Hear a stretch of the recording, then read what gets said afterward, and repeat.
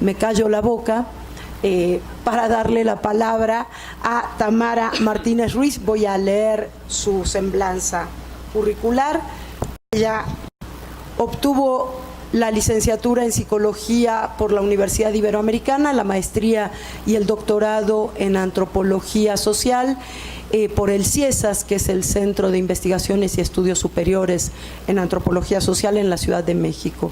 Cuenta con más de 15 años de experiencia como investigadora y tiene como líneas de investigación migración, cambios y continuidades culturales y subjetividad, familia y género, y con diversos proyectos de investigación y de difusión. Entre sus más recientes proyectos de investigación está estudios de narrativas de identidades migrantes en un contexto transnacional, remanentes cualitativos de un diagnóstico actualizado sobre la situación migratoria en el estado de Michoacán, en la ENES Unidad Morelia de la UNAM. Además, coordinó el proyecto CONACYT Caleidoscopio Migratorio, un diagnóstico de la situación migratoria actual en el estado de Michoacán desde distintas perspectivas disciplinarias en el año 2002, del cual se desprende un libro también bajo su coordinación, que no sé si lo tenemos por aquí a la venta, pero quizás sí.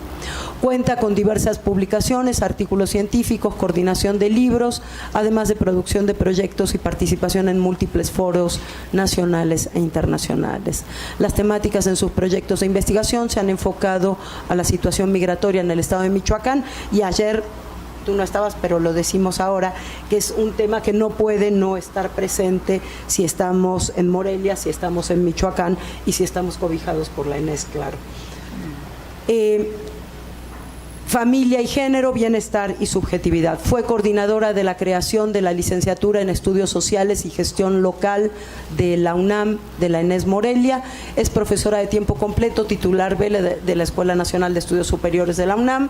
Es nivel 1 dentro del Sistema Nacional de Investigadores y actualmente, como decíamos, es la directora de la Escuela Nacional de Estudios Superiores Unidad Morelia de la UNAM y quien nos cobija en este maravilloso centro cultural. Muchísimas gracias. Bienvenido, Tamara. Okay. Hola a todos, ¿qué tal? Muy buenas tardes ya. Bueno, pues ahora tengo un reto doble, creo, o triple, entonces intentaré hacerlo de la mejor manera posible.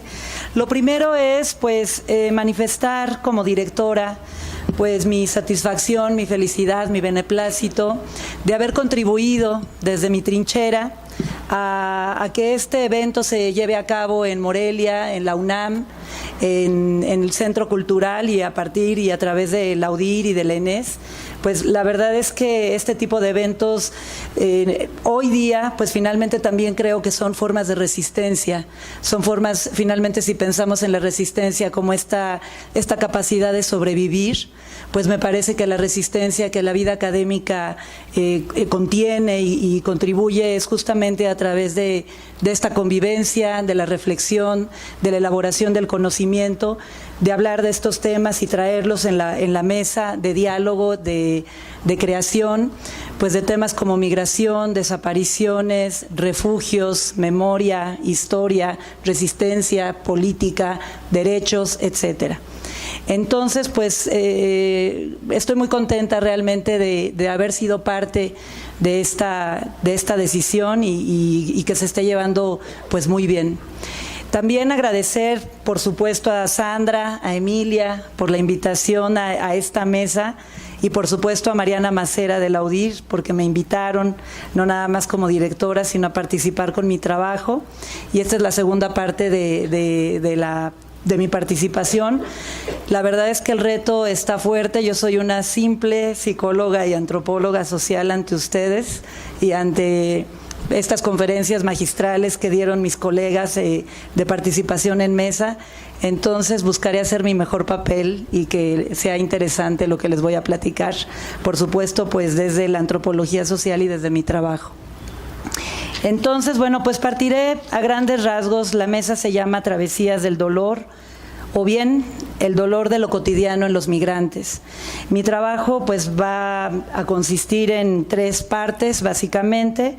La primera es hablar de la migración y de su contexto. Bien lo comentaba ya Sandra, pues estamos en el país, siempre es el segundo o el primer lugar de migración o de que expulsa a sus ciudadanos. Por supuesto, el primer sitio de llegada pues es Estados Unidos. Y particularmente el estado de Michoacán, pues siempre está en los 3 primeros lugares de expulsor de su gente. A veces se juega el lugar entre Zacatecas, Jalisco, Michoacán, Oaxaca, Puebla, Guerrero, Estado de México. Entonces prácticamente pues el país completo es un país migrante, ¿no? Y bueno, también hablar pues no nada más México, ¿no? Finalmente somos producto de un sistema globalizado y de una política, una geopolítica en la que la migración pues prácticamente es parte de la vida económica, la vida política y la vida social de todas las culturas y de todas las regiones del mundo, ¿no? Y bueno, finalmente Michoacán, pues sí creemos y creo que es un laboratorio muy fértil para estudiar este tipo de dinámicas migratorias. Entonces, bueno, la primera parte va a ser la migración, después de cómo estudio yo este tema de la migración, este debate entre lo micro y lo macro. Yo particularmente, al ser psicóloga, pues trabajo mucho el cómo vincular un contexto tan amplio y como lo comentaba hace unos minutos, hace un poco tiempo, de cómo un contexto geopolítico que es la migración, pues finalmente afecta y participan las subjetividades y las individualidades de cada una de las personas que son migrantes o bien que viven la migración o que participan en la migración dentro de sus contextos, que no necesariamente son migrantes, pero que son familiares de migrantes. Y luego, como una tercera parte y al finalizar, pues yo les quiero compartir, si logro, pues 3 testimonios, 3 narrativas de migración de las personas que yo he trabajado. Entonces, el título de mi ponencia se llama Las emociones detrás de las palabras en migrantes mexicanos en Estados Unidos. La hipótesis principal de la cual me baso es que estudio las emociones y la migración como la migración un evento que detona una multiplicidad de afectos y cómo los afectos al mismo tiempo se involucran con un contexto tan macrosocial como es la migración. A través de la antropología social y de la psicología desde los siguientes planteamientos. ¿De qué manera las personas utilizan sus capacidades simbólicas para poder percibir, representar, comprender e interpretar lo que perciben y lo convierten en experiencia? El otro punto es cómo los magnos eventos sociales, como es el tema de la migración, influyen en cada una de las vidas íntimas de las personas que viven la migración, ya sea directamente como migrantes o bien participando en el contexto migratorio. Y cómo la migración trastoca finalmente lo más profundo del ser humano, toca lo más íntimo, toca la separación, la despedida, la espera, la ruptura, la incertidumbre, lo doloroso, el malestar y las pérdidas en el más amplio sentido de la palabra y lo que significa perder. Está asociada y relacionada con las emociones más primarias del ser humano, por ejemplo, lo que es la separación y la ausencia y la pérdida. Pues si ustedes conocen las emociones, la primera emoción justamente es la separación. Y un evento tan macro, un evento tan cotidiano, tan contemporáneo, pues finalmente está trastocando la primera emoción humana que nace o que más bien que se genera a partir del nacimiento del ser humano, que es la separación y la angustia de la separación. Entonces es muy interesante cómo un fenómeno como la migración justamente va pues como filo, como una aguja a trastocar y a tocar la subjetividad, la esencia de la subjetividad humana. Y por lo tanto, pues la migración es un potencializador brutal de todas las emociones que puede haber. Sobre los afectos hay varias cosas que tengo que decir y partiré de la siguiente cita. Los afectos, al igual que muchos símbolos, rituales y poéticos, son fuentes de ese poder indefinido, vago, de penumbra, que indican lo extraordinario que persiste en nuestra vida cotidiana, que muestran la presencia insólita, más que decir lo que ella es, aluden a lo que no es, a lo que no son. Estos silencios elocuentes que se encuentran en las experiencias religiosas, en las afectivas, en las artísticas y a veces en las sexuales. Generan matrices dinámicas e inagotables de conceptos, de metáforas, de fuentes ilimitadas, de definiciones que se empeñan por hacerlos visibles, por darle algún sentido en esos silencios plenos de significado. Es decir, introducen la razón y el lenguaje, pues no disponemos de otros dispositivos para dar cuenta de tales silencios. Así, las palabras que buscan describir sentimientos operan como proyectiles verbales a lo que no podemos permanecer inmunes. Es una cita de Rodrigo Díaz Cruz, investigador de la UAM Iztapalapa. La incorporación de las emociones a los estudios sociológicos implica investigar y teorizar sobre todo aquello que se hace evidente cuando hacemos la simple asunción de que lo que sentimos es tan importante como lo que pensamos, o de lo que hacemos para el resultado de la interacción social. Resulta inconcebible un actor cuya conciencia esté poblada exclusivamente de ideas o de cogniciones, pero que carezca en absoluto de valores sociales o de emociones. Por este motivo, la descripción y la explicación o comprensión sociológica de cualquier fenómeno de la realidad será incompleta y, por lo tanto, falsa si no se incorpora a un sujeto sintiente al estudio de las estructuras y de los procesos sociales.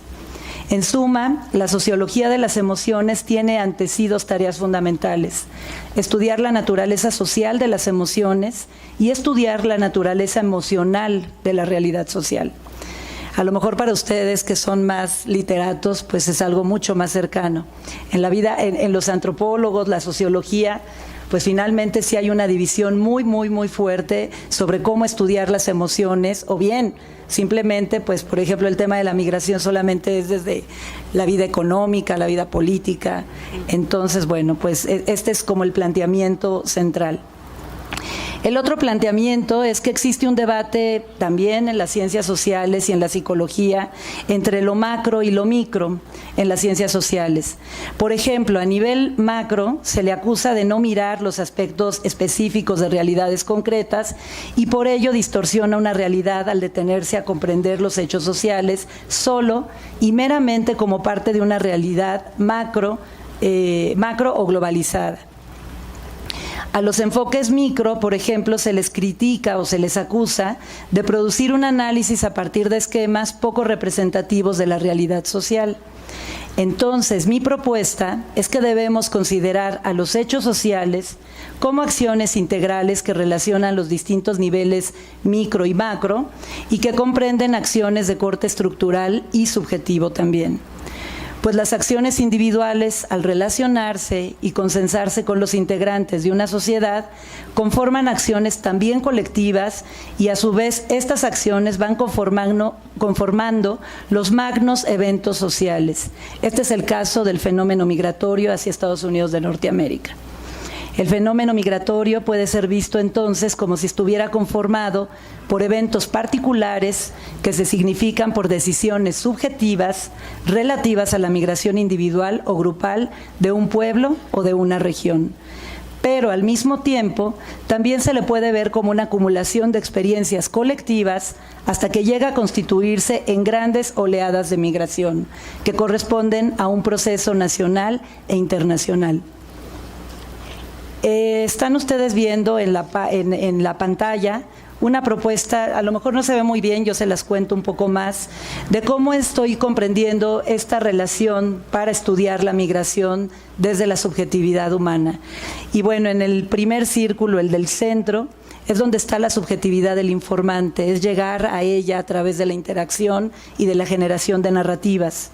Después es cómo comprender que esta narrativa alude y es parte también de una narrativa más subjetiva, social, por ejemplo, en el caso de las mujeres, que es lo que yo estudio, a través de los ejercicios de género.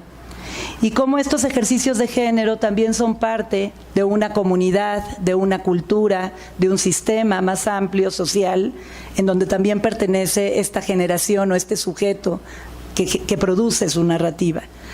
Y cómo al mismo tiempo, finalmente también, esta narrativa muestra estas relaciones de parentesco, las relaciones de organización social, organización política, en su discurso. Y al mismo tiempo se observa de cómo esta narrativa se puede conjuntar con otras narrativas que finalmente conforman la historia de una localidad o una región. Y al mismo tiempo, cómo esta narrativa también es parte, podría ser cualquier narrativa migratoria que pudiera circunscribir o bien denotar finalmente un efecto de las migraciones en distintas localidades en cualquier país. Lo que es muy interesante es cómo narrativas tan precisas y tan subjetivas pueden retratar una mujer en el estado de Michoacán o una mujer en Sudáfrica o en algún lugar de Europa, en España, Asia, en donde sea. Y finalmente podemos encontrar patrones migratorios, sensaciones, subjetividades, que por muy subjetivas, pues finalmente también son compartidas. Por ahí van mis acercamientos. El análisis y la producción narrativa que yo trabajo, me baso, además de otros autores, en Bakhtin, con el diálogo imaginario, en donde el cual está constituido por más voces conjuntadas, aunque no articuladas en la propia voz del hablante.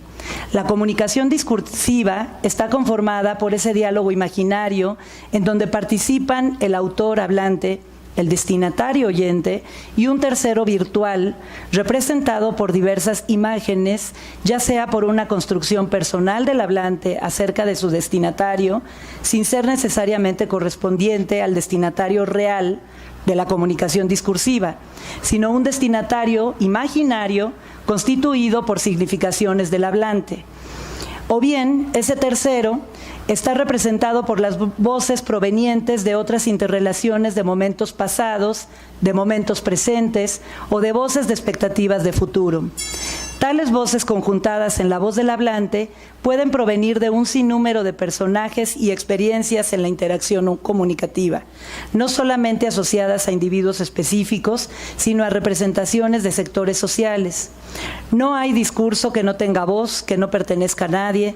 En todo discurso se perciben voces, a veces infinitamente lejanas, anónimas, casi impersonales, casi imperceptibles, así como voces cercanas que suenan simultáneamente al momento del habla. Y ahora, para irme un poco más rápido, ya que soy ya la última ponente, les voy a leer unos testimonios de las narrativas, espero, en donde aparecen justamente estas emociones muy características de los migrantes y sobre todo de los migrantes que se quedan esperando a sus familias y de las mujeres. Según los testimonios de personas del pueblo, estar dejado se refiere a las personas que han decidido romper un vínculo afectivo y funcional que había sido constituido recíprocamente y en donde el rompimiento pudo darse indistintamente por una o las dos personas que forman dicho vínculo. Estar dejado o estamos dejados refiere comúnmente a los rompimientos de pareja, frase que se usa en los pueblos donde hemos hecho trabajo de campo. Puede ser un sinónimo de divorcio. Estar dejado y con ello significa la disolución del matrimonio. Socialmente al dejado o separado se le atribuye un juicio de valor implícito que corresponde a formas de nombrar, representativas de expresiones ideológicas locales. Si nos detenemos a pensar un poco en el significado ideológico de la frase estar dejado, se observa que es algo así como estar roto o limpio de alguna relación, como si se estuviera feo o bonito, es decir, una descripción, un adjetivo calificativo que define una condición y situación actual de ser y de estar. Es decir, se subraya el hallarse en estado de abandono, en falta de cariño, en desamparo, etc. Sin embargo, no nada más nos remite a la situación de separación y en el caso de la migración, de dejadez, sino que también nos sugiere la presencia de un carácter pasivo de ese ser que está dejado. Es decir, que una persona que está dejada fue receptora de la acción que ejerció otra persona que la dejó. De ahí que los posicionamientos disten mucho entre sí. No es la misma condición y posición en la vida estar dejado que estar dejando, pues el primero indica el recibir una acción, mientras que el segundo indica el estar realizando la acción, y por lo tanto este segundo toma una posición activa. La acción de dejar implica el ejercicio activo de decir en la manera de proceder para continuar o interrumpir un vínculo afectivo y o funcional con un otro.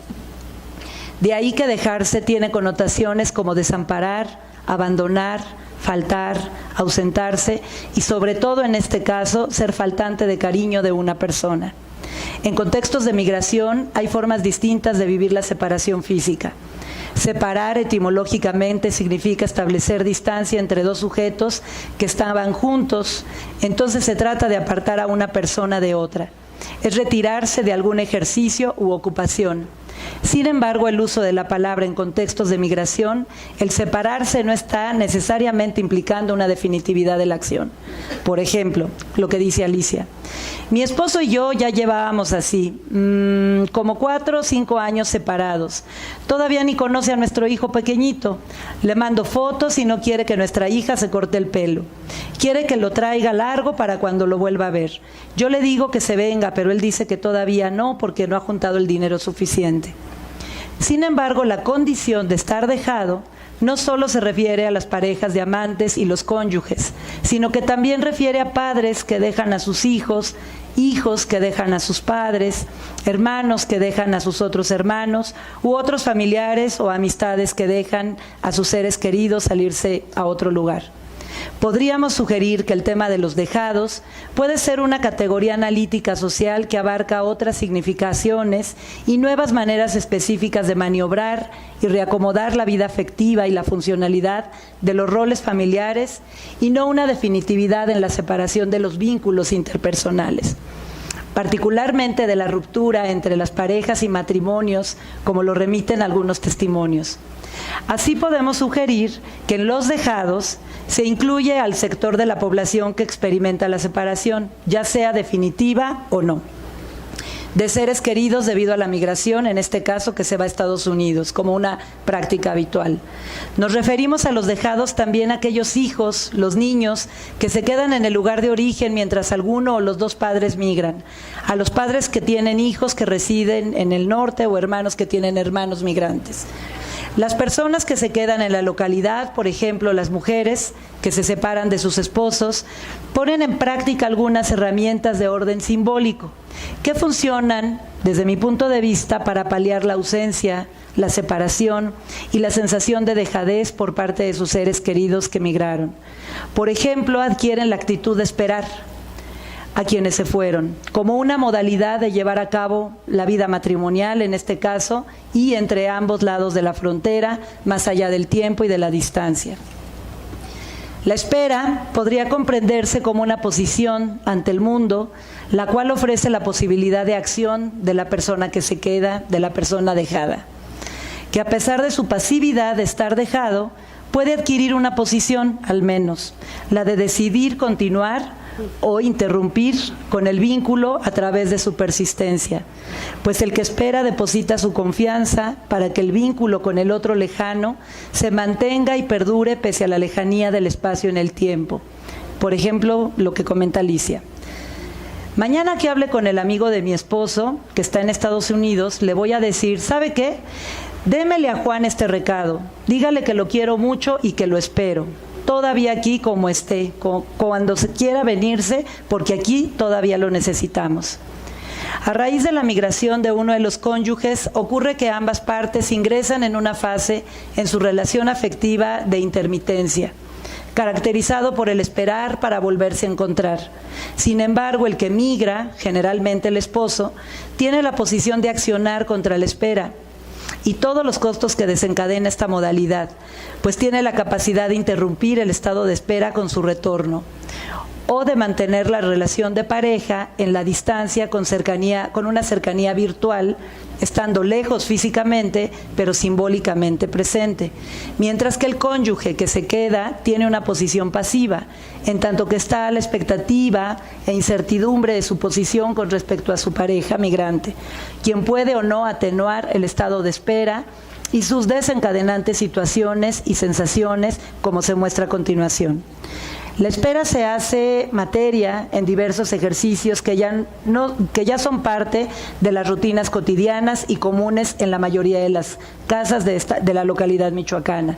Por ejemplo, al poner especial atención a los sonidos del teléfono, con el anhelo de recibir noticias de los seres queridos que viven en el norte, o el estar alerta de otros migrantes que regresan al lugar de origen para investigar qué novedades traen de otros paisanos que viven en el norte. También se materializa en la mención del otro ausente que aparecen las anécdotas familiares de quienes se han quedado en el lugar de origen. El otro ausente también se hace presente enviando dinero, regalos, noticias desde el norte, buscando alimentar la esperanza de volver a estar juntos y la confirmación del vínculo como parte de una misma familia. En este sentido, comprendemos que la espera del que se queda se presenta como posibilidad que se contrapone al abandono, a la desatención y a la dejadez absoluta. Es la oposición para no llegar al descuido del vínculo y el cese de las funciones que el migrante ejerce más allá de la lejanía física, para mantener la presencia imaginaria de un cuerpo ausente. Esperar pacientemente es entonces una artimaña de la simbolización humana, de resistencia ante la ausencia, una maniobra que amortigua el estado de separación entre dos personas que tienen un vínculo afectivo y también funcional. Es la opción que se utiliza para no separarse del ausente en el terreno de lo simbólico, aunque tampoco se esté junto al terreno de lo físico. Pese a los costos psicosociales, ofrece la alternativa de estar cercanos en coordenadas de tiempo y espacio distintas, permitiendo acortar virtualmente el tiempo y la distancia entre dos seres que tienen vínculos, estando a la expectativa y atención constante de lo que sucede allá, pero viviendo acá. Es como estar simultáneamente en dos lugares, atendiendo noticias lejanas y haciéndolas propias como parte de la rutina e integrando esa lejanía en la vida cotidiana. Esperar tiene la función de sobrellevar el paso del tiempo y la demora del otro ser que está ausente físicamente, pero esto siempre y cuando aún se continúen proyectos en conjunto, en este caso de pareja. Se observa que entre las circunstancias que rodean la práctica de la espera ocurre un sinnúmero de emociones y situaciones que van impregnando y matizando las percepciones de su vida cotidiana en los matrimonios en este estado de intermitencia. Hay sensaciones de incertidumbre entre la ruptura y la víspera de volverse a reencontrar. Los reencuentros bien valen por muchos años de espera y confirman que el marido no tiene otra pareja en Estados Unidos y se ha sacrificado, por ejemplo. Sin embargo, ante la incertidumbre, se observan sensaciones recurrentes de desesperación de las mujeres como respuesta a distintas amenazas y momentos de angustia dada la pérdida del control y la nula cotidianidad de un vínculo amoroso. En ese tenor, pesa la impotencia para acercar los sentimientos y acciones del cónyuge migrante. Híjole, pues tengo como 10 testimonios más, bueno, testimonios y otras artimañas del inconsciente. Pero la verdad es que yo creo que no tenemos ya mucho tiempo. Entonces, me gustaría, me hubiera encantado contarles más. Tengo uno precioso también de lo que significa la risa en las mujeres migrantes indígenas, pero la verdad es que vamos muy en contratiempo, ¿no? Mejor termino y ya en todo caso les platico después. El de la risa. El de la risa. Un poquito de risa nos viene bien. Sí, la verdad es que a ver si la encuentro. Vale que nosotros también nos riamos un poquito. Que aprendamos de su sabiduría. Ya la perdí. Bueno, si quieres, ¿no? No, yo encantada, me encantaría mostrárselas. Déjenme la busco rápidamente. Igual vamos a hacer una publicación con aquí está. Los textos, entonces. No es tan larga. ¿Cómo? Eso. Esta es bien interesante. Ahí va. Publicación.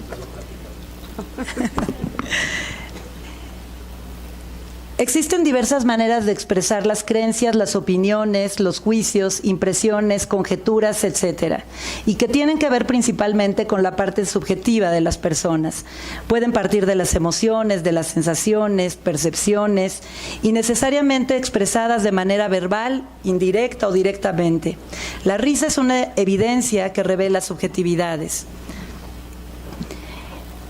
Durante el análisis de las entrevistas realizadas a mujeres indígenas migrantes en la Ciudad de México, noté que la risa aparecía constantemente en sus testimonios y mediante el análisis de ellos me di cuenta que la risa era evocada de una manera particular para la expresión de aspectos indirectos, pues reiteradamente la risa apareció de forma indicativa para expresar sensaciones y percepciones generalmente acerca de su desenvolvimiento en su ser indígena en la Ciudad de México.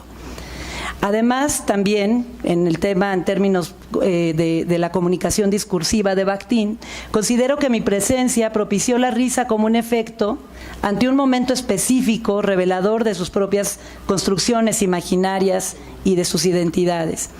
Por ejemplo, la risa como un sinónimo de autojuicio emergió en la entrevista de Luz cuando le pregunté la edad en la que se casó. Me contestó, ay, pues no te digo, empezó a reír. Me casé a los 13 años. Luz muestra con su risa que sintió vergüenza ante mí por haber practicado una costumbre más ligada con su origen indígena y actual y usualmente reprobable por la sociedad occidental, como es el evento del matrimonio a temprana edad.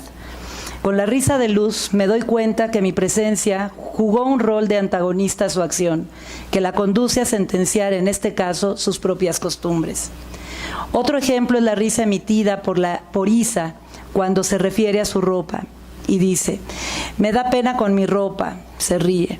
Es que yo creo que me ven feo, que a lo mejor estamos robando. Yo no creo que a esa gente le guste mi ropa, se ríe. Pero a mí tampoco me gusta la otra ropa, a mí no me gusta más que esta. Isa revela con risas el sentirse avergonzada ante los vecinos por usar ropa de origen indígena. Quizás utiliza la risa como un sustituto de exteriorizar ante mí otras emociones, como sería el afirmar con un gesto congruente su malestar y su desdicha por sentirse avergonzada. La vergüenza es entonces una actitud consonante al menosprecio en la ciudad y quizás muchas más implicaciones que esta vergüenza conlleva. Otro ejemplo más amplio es el de la risa de Ana, quien se rió mucho a lo largo de la entrevista. Al escuchar y sistematizar detenidamente los momentos en los que Ana se ríe, me permití comprender cómo se imagina Ana a sí misma. Posiblemente su risa también delate cómo se siente viviendo en un lugar en la Ciudad de México. Por ejemplo, Ana ríe cuando me cuenta acciones que son cuestionadas por otro. En ese sentido, Ana supone mi presencia, como representante quizás de un otro social urbano. Dice, platicamos, vamos a sacar los moldes de las muñecas escondidas y ahora cada quien vendió por su lado. Se ríe. Ahí duré 3 años y luego empezamos a robar el molde de las muñecas, pero es que la señora no me lo quería pagar, me lo tuve que robar y ya no tenía dinero, que quién sabe, pues por qué, y se ríe. Ana se ríe cuando exterioriza sus acciones de sacar escondidas y de robar los moldes de las muñecas que hacen las mujeres otomís, acciones que son socialmente reprobables.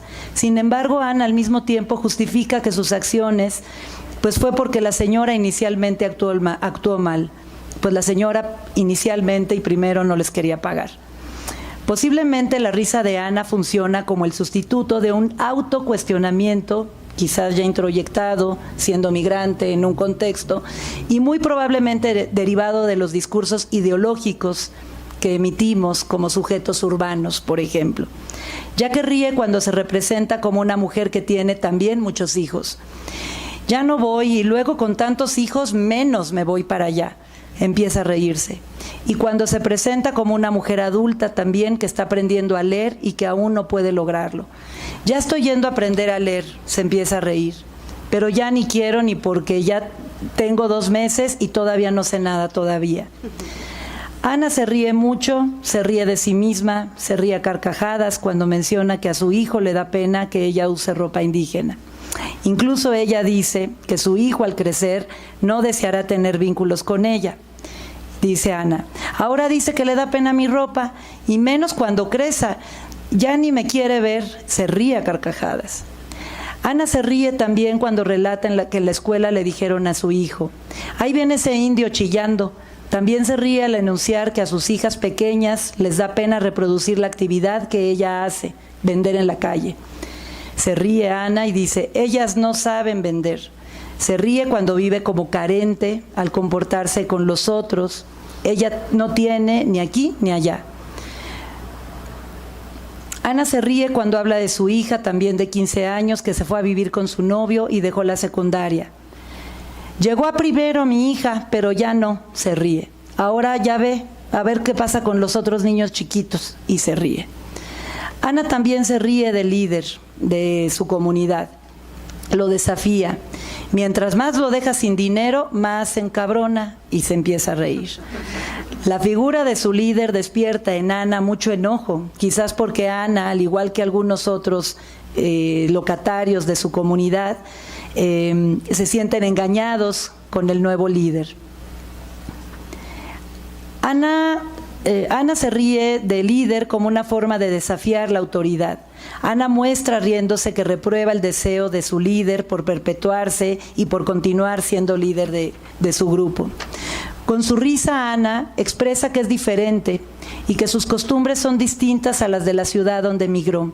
Pareciera que su risa es una risa sobre sí misma, sobre su condición de ser en la nueva localidad. ¿De qué se ríe Ana? ¿Acaso se ríe por vergüenza de representar lo que representa? ¿Se ríe de las evidentes contradicciones que anuncia su líder, por ejemplo, con el vivir en la ciudad y en el nuevo lugar? ¿De qué se ríe Ana? ¿Se ríe de ser quien es? ¿Se ríe para no llorar? ¿Se ríe para no enojarse? ¿Se ríe acaso por su propia frustración? ¿De qué se ríe Ana? Muchas gracias.